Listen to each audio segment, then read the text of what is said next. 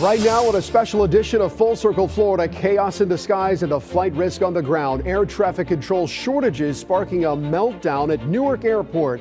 Are you at risk in the air, or is it just one bad airport? Our aviation expert on what the federal government needs to do right now and why the travel trouble has been decades in the making. Plus, the Florida housing market hitting a wall. What's behind the sudden stumble? Is it a hiccup or a crash in the making? My conversation with real estate insider Vincent Arcuri on where we are, where we're headed, and what you should be considering. Supply shortages as the trade war with China heats up, the plummeting shipments about to hit U.S. ports. I speak with USF supply chain expert Sechkin Oskal on what it all means for you. And from hurricanes to higher cost of living, has the glow worn off Tampa Bay? Why fewer people are moving here? Jacob Reyes from Axios takes us behind the numbers. Plus, President Trump's executive order aims to slash big pharma drug prices. Can it actually succeed this time? And your voice on immigration, deportation, and what it truly means to be an American.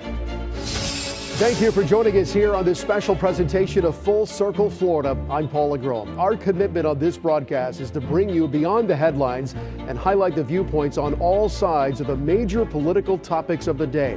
And with President Donald Trump returning to the White House this year, those daily hot topics have been plentiful. In May, the U.S. Supreme Court started considering the future of birthright citizenship. So I hit the streets to capture your thoughts, your voice on the Trump administration's approach to deportations.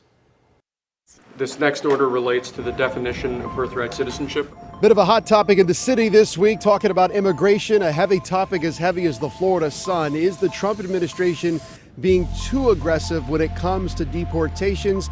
And what about birthright citizenship? I know, I picked a serious topic. It's time to get your voice. Talk to me. Here we go.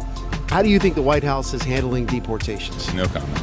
No comment. Okay, thank you. Appreciate it. Thank you. Hey, how you doing, guys? Does he work for the White House? I don't know. Anyway, what are you gonna do? Immigration, deportation. A lot of people are being deported. Can we? No, she's okay.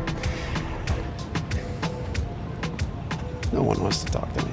Some would say if you're here illegally, you should be deported. How do you think the Trump administration is handling immigration as we speak?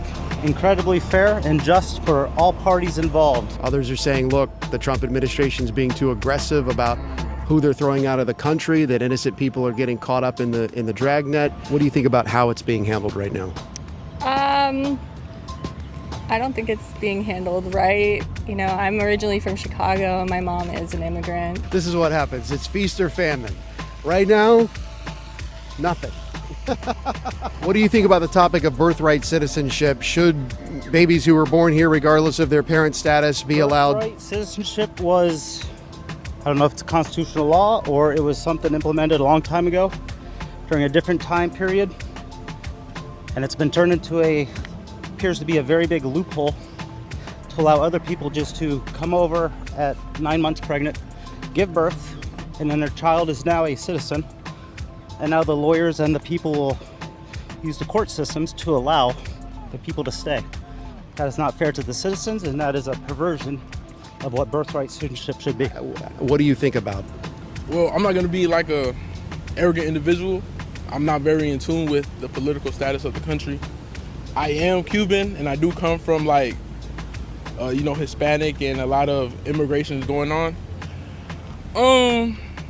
I wouldn't say I'm too for it. I would wish they would give more chances on helping out in the way they go about it. I feel like what I see on the news, it's not valid, but I don't know if I can really believe everything that's on the media. It's really hard depending on which station you're looking at. Let's make sure that the ambulance parks right here and forces us to leave.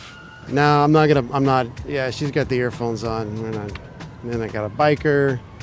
I'm not gonna interrupt that. How you doing? Yep, she's doing, yep. And this is my brother, I disagree with him. Because he said the Native Americans, but you gotta do your homework on who the Native Americans are, bro. Do your homework, look, ChatGPT exists. Yeah. Florida, ask how long black people been in Florida. And then that's what we're not even talking about it, we're talking about immigration. Bro, we from here, gang. We are from here. Even if you look at history books, we've been in America. Watch this, hold on. Now, if you look at somebody else, a lady who just crossed by, Native American, Asian American, European. And this is coming from somebody who served in the military for 20 years fighting for American citizens, not what some politicians call U.S. persons. Rights belong to the citizens of a country, not to the visitors. Those who come legally or illegally. Of course, those who come illegally commit a crime when they cross the border. Do you think a baby born on American soil, regardless of their parents' immigration status, should automatically be a citizen? Yeah, I do. I mean, where's everybody from in America? They all were from a different country and we all came over here, so. That's what I think. Man, I know a couple people who not supposed to be here right now. And I could snitch, but I'm not gonna do it. But what I'm gonna say is, bro, some people not supposed to be here. I'm like that annoying dinner guest that only talks about politics. May I ask, you said your parents are from Cuba? Yeah. And both from Cuba? Yeah. And how has that shaped your perspective of what it's like to be you're an American in a country right now that is where you have a White House that is questioning a lot of this stuff? Yeah. I mean, it's hard because a lot of the times, all right, so basically Cuba is a third world country and they come from a lot of it's just really bad over there. So I just feel like, I don't know, like you're sympathetic? Yeah, basically. I appreciate your feedback. Thank you very much. Thank you. Thank you. Appreciate it. You guys are great. Thank you so much. Next on Full Circle Florida, air traffic control shortages sparking a meltdown at Newark Airport. Our aviation expert on what the federal government needs to do right now and why the problem has been decades in the making. In early May, shortages in air traffic control staff sparked a meltdown at Newark International just as summer travel started to ramp up. After runway scares and a deadly midair crash over Washington, D.C., the question is, how safe is flying? Well, I get fresh insight from a former commercial airline pilot who flew out of Newark and is now an aviation expert here in Florida, Mike Hatton. You know, I think people, when they are seeing what's unfolding this week, and of course many folks have summer travel plans, they're wondering, is this just one bad airport at Newark, or does this go far beyond the meltdown that we've seen happening there? This does go beyond Newark. Newark is highlighted more, in my opinion, because, and full disclosure, I flew out of Newark for 15 years. I was based there. I'm very familiar with the air system up there. Newark is interwoven with LaGuardia, with JFK. It's a very much a tightrope for people to walk there.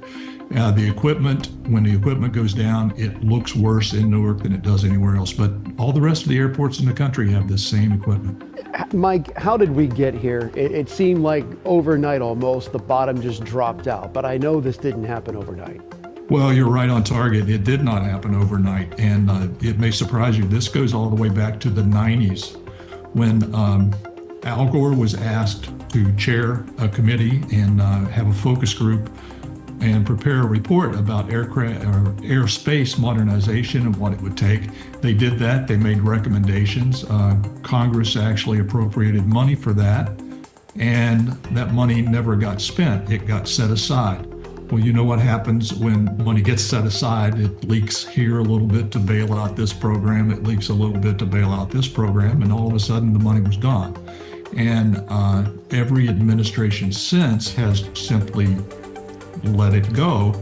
And now it's time to pay the piper, because nothing was happening then, so it was easy to ignore the money sitting there. But now that something is happening, it's, we got to do something, and we really need to do something quick. Well, I tell you, if there's one industry that we seem to take for granted as a country, it is the air travel industry. I think people just assume that everything's okay all the time, and you go to the airport, you get on a plane, and you go wherever you want. That's how it's worked for so long. But we saw after 2001 and the terrorist attacks, the air travel industry had to go through all these changes and adaptations to meet security levels and security needs. And then we've been reporting recently about the Real ID requirement that's finally now in effect 20 years after it was set into motion.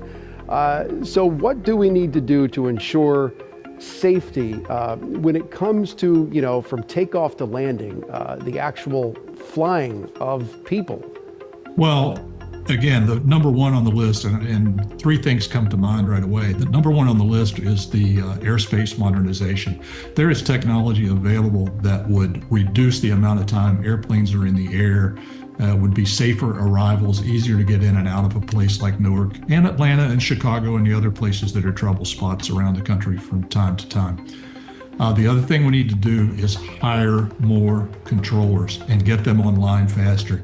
It takes at the academy anywhere from 3 to 6 months to get someone through that training. And once they get to their assignment, it's 2 to 5 years to train them again before they can, depending on their ability, before they can be certified to work by themselves. And the third thing I think is leadership. Someone needs to tackle this problem, get the funding moving, to get the equipment bought. This will have to be bid, it will have to be awarded, and it will have to be purchased. And there's a lot of things that go into that. So this is not going to be an overnight fix. Well, and you just brought me to my next question. How long do you think it's going to take for us to get back to where we need to be? Well, that depends on how fast someone attacks this problem. And that's an excellent question. And I'm an educated guess, and I've worked in safety since 2004, aircraft safety at the airlines and aviation safety. And I've toured those facilities in Newark. In my estimation, it's going to be a minimum of a year before we start to see real improvements. A lot of people won't like to hear that, but I think in reality, it's going to take at least that long. Next on Full Circle Florida, President Trump promising to slash prescription drug prices, but will Big Pharma play ball? President Trump signed an executive order in May to lower skyrocketing drug prices. Will Big Pharma give Americans a break? Here's my conversation with Dr. Bill Hiddesy. We've heard promises before from politicians from both parties to slash these drug prices. In fact, during the Biden administration, they started negotiating with Big Pharma to lower the cost. So how is this executive order from President Trump any different than what Biden was starting to do? Well, first of all, President Trump is not a politician. He's a businessman who happens to be our president. What is different with this executive order is it is a directive to two key federal agencies, Health and Human Services, run by Robert F. Kennedy, and the Food and Drug Administration, led by a caring MD. How about that for a change? Dr. Marty McCary.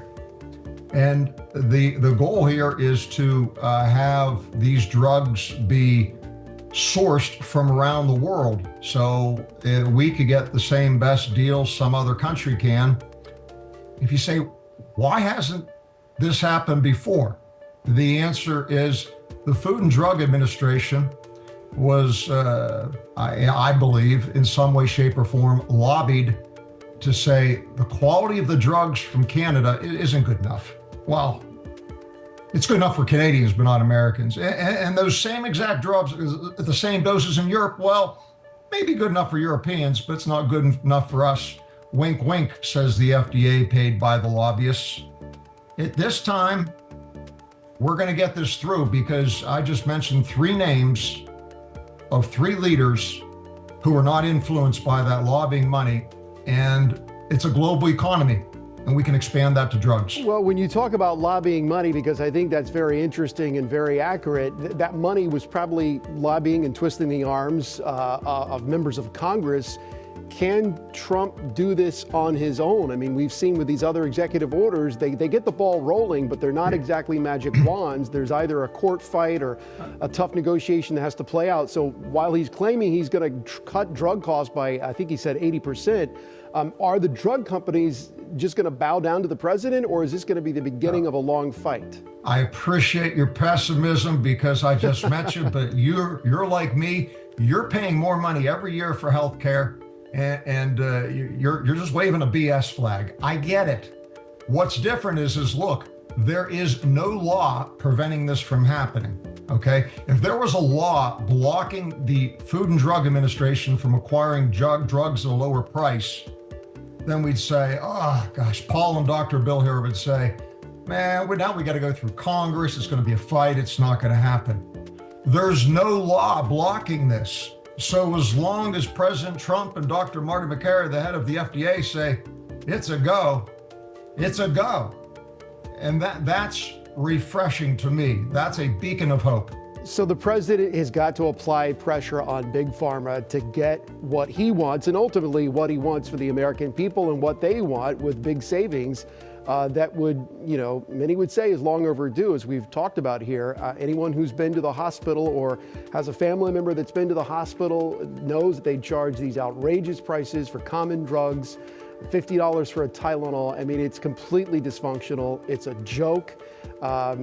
So do you honestly see this happening this time, where he's going to get these pharmaceutical companies to accept, I don't know, lower profit margins? I mean, are they going to have to give up some of their money?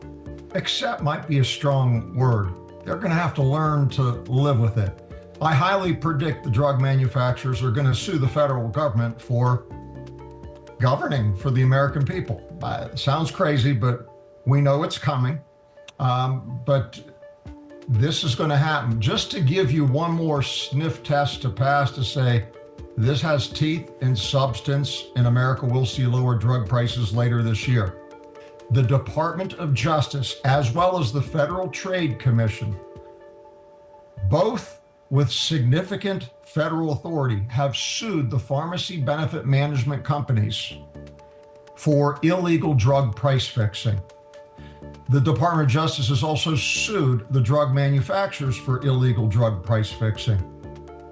I've never seen this in my career where the lobbying money didn't get its way. So on the one hand, we have the administration pursuing illegal drug price fixing to punish those doing wrong. And on the other hand, we also have them seeking solutions actively right now by sourcing drugs globally. Next on Full Circle Florida, Florida's housing market takes a hit. Is it a short-term slump or a long-term crisis? Vincent Arcuri joins us next. Welcome back. Florida's housing market lately has been hitting a bit of a rough patch. Inventory is piling up, prices are slipping, and buyers, well, they're not exactly ready to take the plunge. So is this just a temporary slump or the beginning of something more serious like a crash? Here's my conversation with real estate expert Vincent Arcuri. You and I have been talking about this actually for months. It seems like it's happened overnight, but what is really behind these houses now starting to pile up all over Florida? Well, it dates back to when COVID started and, the builders started overbuilding because there was so many people migrating to Florida. Well, now you look at the hurdles that are coming up. There's less people migrating to Florida. We've had the 2 hurricanes. You've had this insurance crisis going on. We definitely need insurance reform, and the cost of homeownership is skyrocketing, and that's really been the deterrent. All the factors are at play there. Now, how is this different from what we've seen before? Because I don't have to tell you this, but for folks who may not have seen this before, it's all cyclical. It goes up, it goes down, and sometimes it plateaus.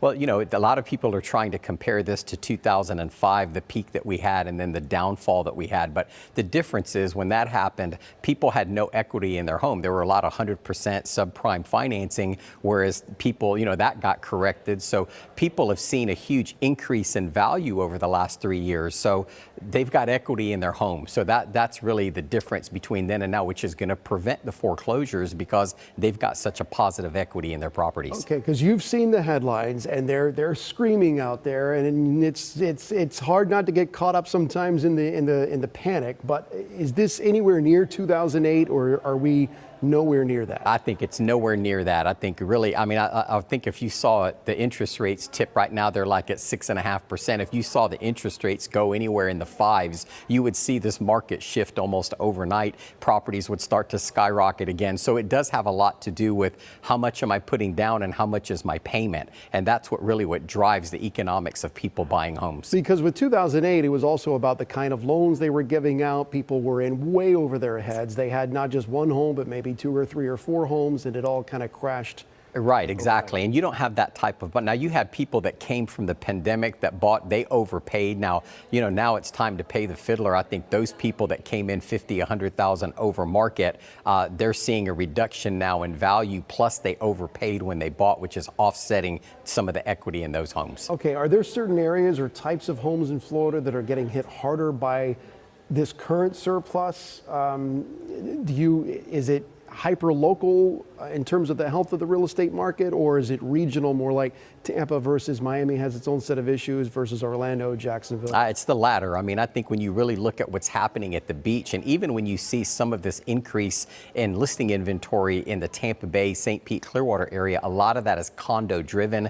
And we've talked about the milestone reports and the skyrocketing cost of the HOA along with the insurances, which is just killing condo sales. Now we're adding the hurricanes to it. So I think it is more of a regional situation, and some of the statistics might be skewed because a lot of that is condominium inventory as opposed to single family residence. How long do you think we're going to be stuck in this slump?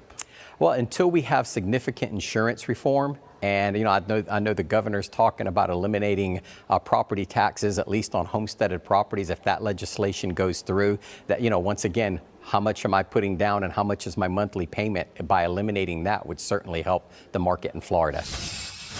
The AI tsunami. Is artificial intelligence about to shake up the workplace? One CEO warns it's on the verge of wiping out white-collar jobs, and recent college graduates are target number one.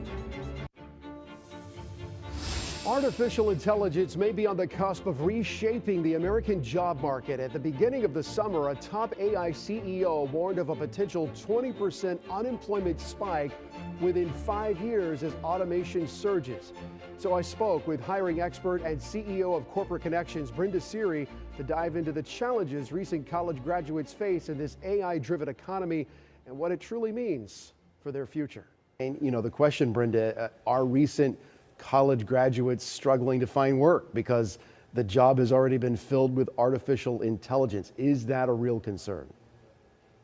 I don't really think that's the case today. I think there are several reasons that recent college graduates are struggling to find work. I don't believe AI is going to destroy job markets, but it is reshaping entry-level job markets. And because of that, the nature of work is changing. There was a recent study done by the World Economic Forum that said that there is going to be a significant reduction in entry-level jobs by 2030.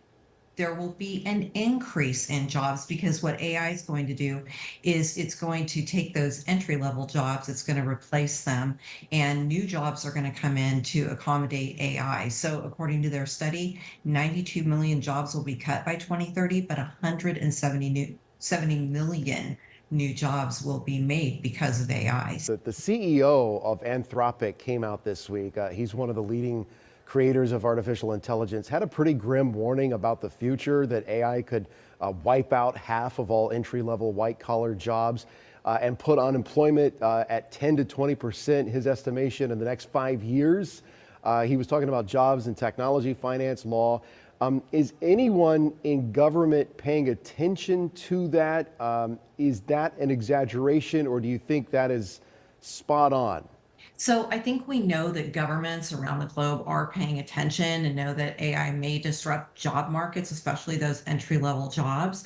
We know China, Singapore, Canada, the EU, and the US have all been focused on this, but they may not be paying enough attention. The government's more focused on dealing with world events at this point, and there's really no widespread policy to protect entry-level jobs.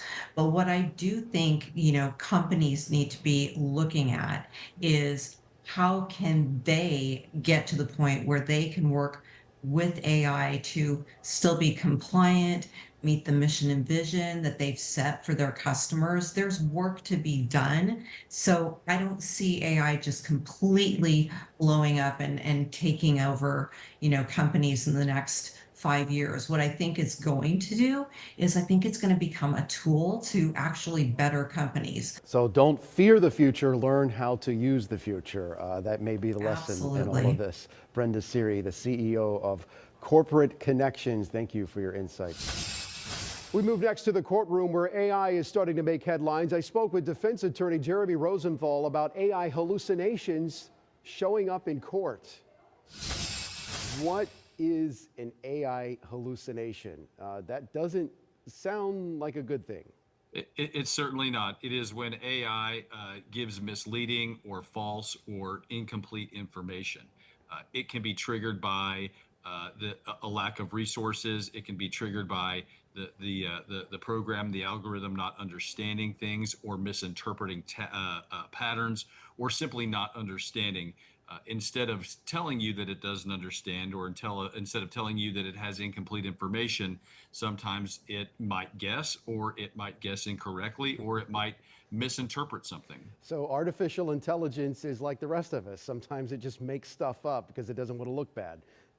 It's crazy. That's exactly right. That's exactly right. Yes. And when it comes to practicing law, unless or until artificial intelligence can master the art of passive aggressiveness, I think lawyers' jobs are safe. So how widespread is this, or is this relatively uncommon? If you look at the data, hallucinations or misunderstanding information is pretty prevalent. It can be, in some instances, depending on what you believe, up to 25% of the information that you get from AI.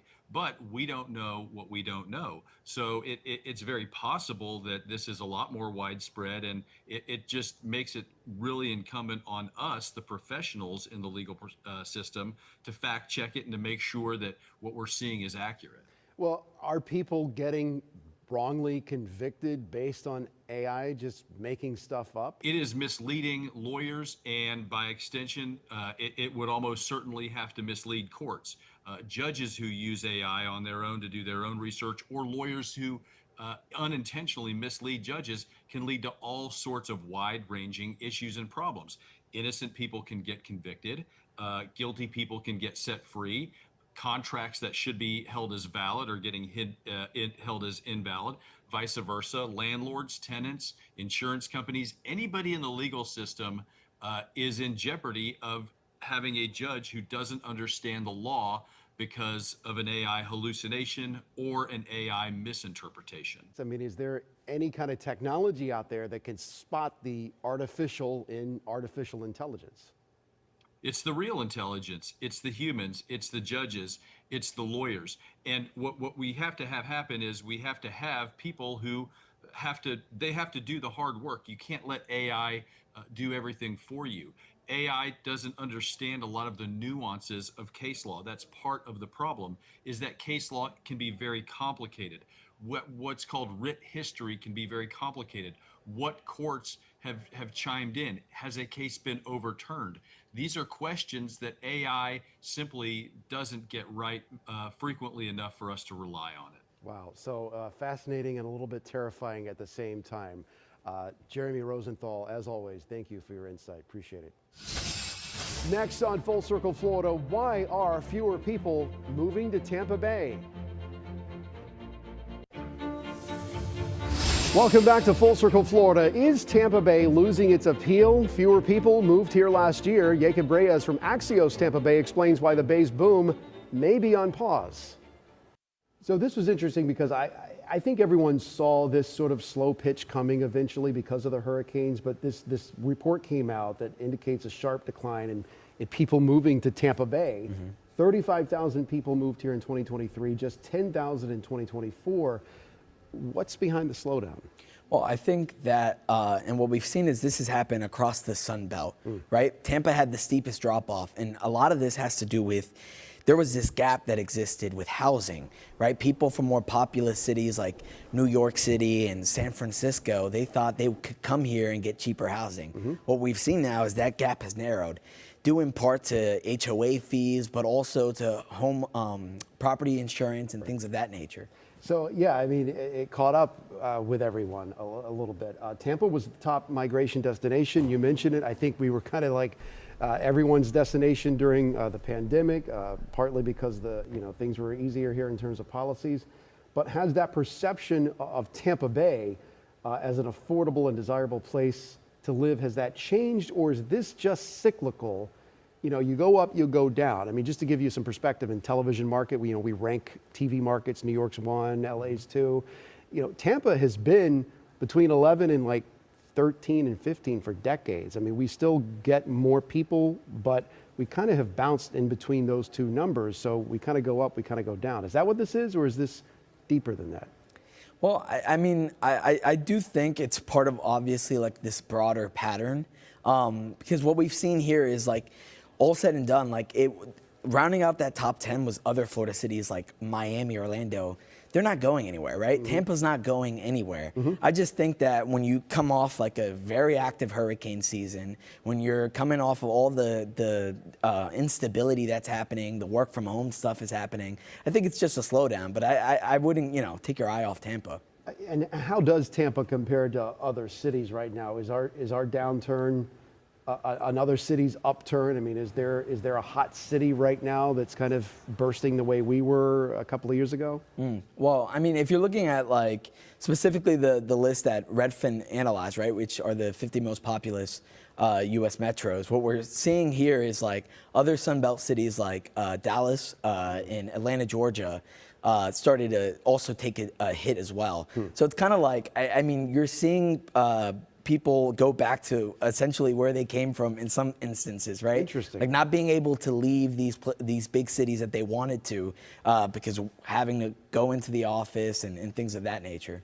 So it's everyone's expectations have been managed, I guess, a little bit. If you thought, oh, we'll just cash out, move to Tampa, it's not the way it was back in 2020. No, for sure. Yeah. I think that's quite evident. I think when you're looking at all the stuff, it's funny. NBC had a report that they published last year talking about how out-of-staters were so unprepared to come to Florida, between the climate, between the heat, between the traffic, the wildlife. I mean, they came here expecting sunshine, and they got a lot more than that. It's interesting because if you go back in time and read sort of the history of Florida, there have been certain awakenings along the way. You can go back into the 20s when they were settling South Florida and they had to dam Lake Okeechobee, and the same thing was happening. People were buying property sight unseen. They called Florida the sixth borough back in the 20s in New York. And, it was thought of as this was paradise, this was Eden. And they came down here and realized, the mosquitoes were the size of your hand back then. But,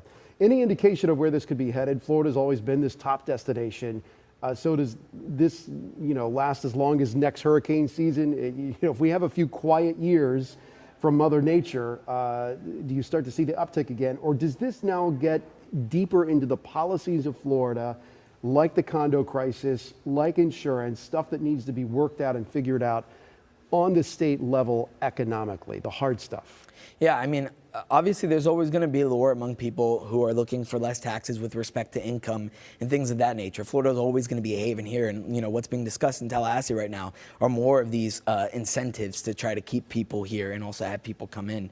But I do think that, like, even though this is cyclical, as you noted earlier, I do think that with all the policies, with all, like, it doesn't seem to be that climate's going to give us the break that we're hoping for. And so that said, without active reform to the insurance crisis, to the condo crisis, I don't see this getting better. Isn't it ironic that we're now having to confront some of these same economic issues and sort of government policies that places that people were escaping to here, that's why they left? I mean, California, New York.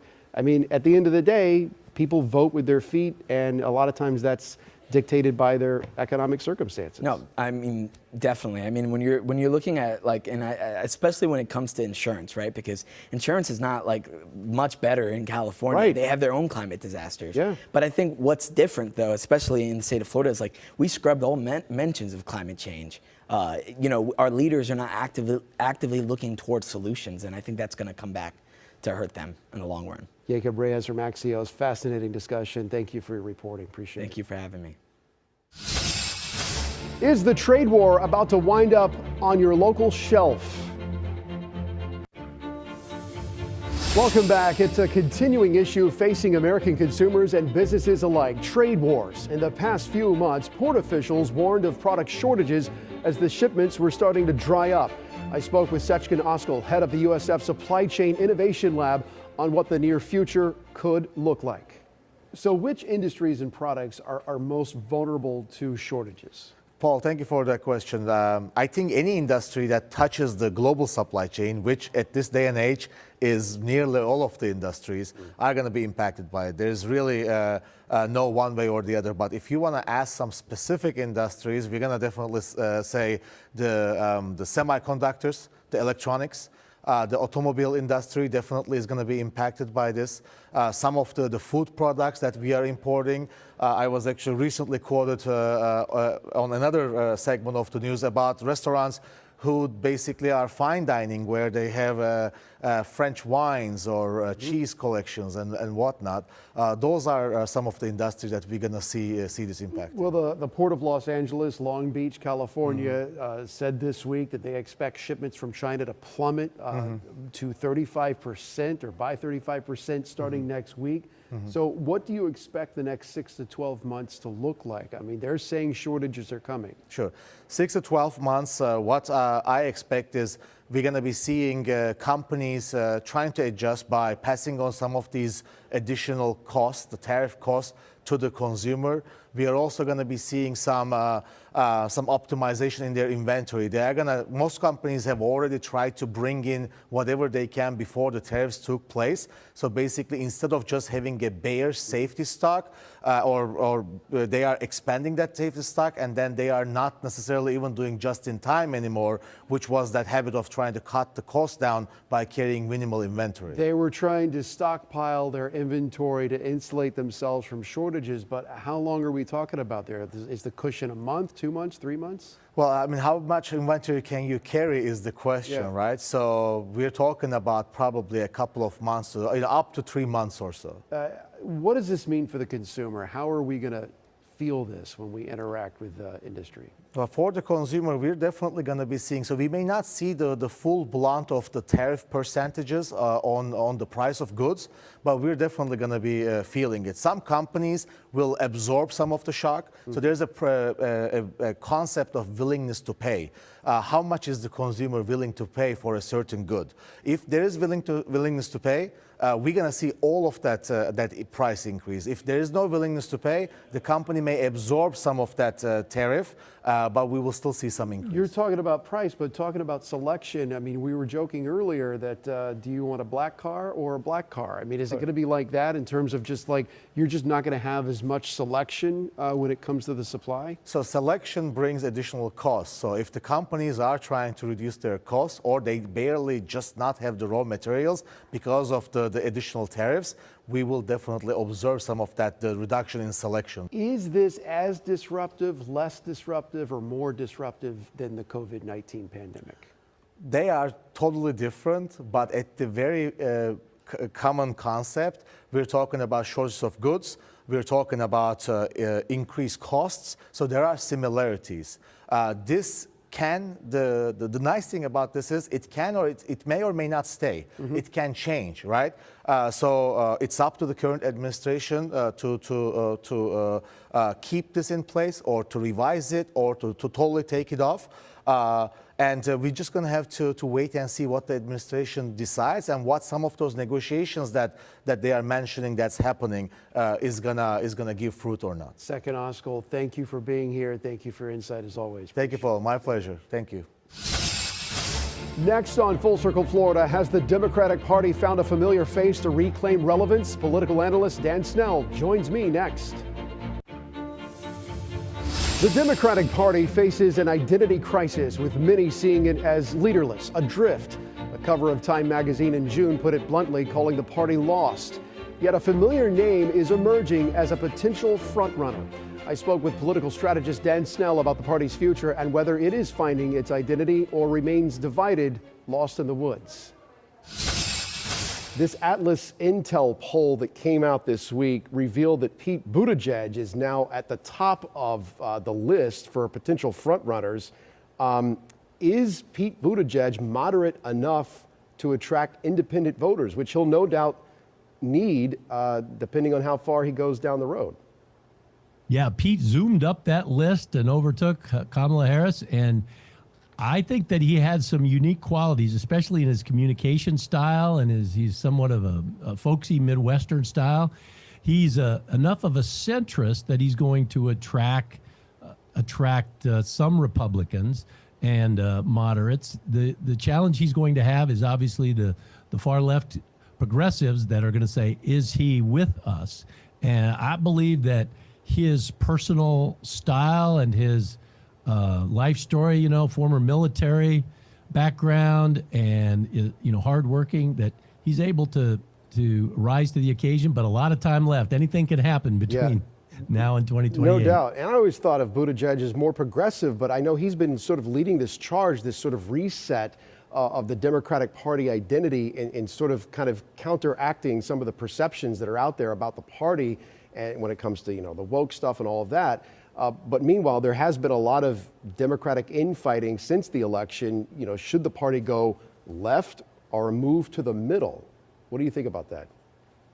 Well, it's a great quote. If we don't learn from our history, we're destined to repeat it. And I think the Democratic Party should learn this last time that too much of a swing to the left and the progressive stances and policies caused Americans to say, hey, that's just too much. So they've got to move more towards the center. You look at President Bill Clinton and Obama. That's what they did in their terms, and they got elected. And you're still going to have the policies and principles of the Democratic Party. I don't think they'll lose that. I don't think Pete Buttigieg would take that away, but he would be more of a Midwestern, try to do common sense and look for the good in all situations instead of attacking people. Well, I know there's so much time left on the clock, but bottom line, and this is where I think a lot of people that have been frustrated with the Democratic Party thought that they went astray of, is just not having that sort of killer instinct to win. So bottom line, what does the party need to do to win in the near future? I think they need to put together a strategy that they know what their policies are going to be, to stick together. Historically, Democrats do stick together.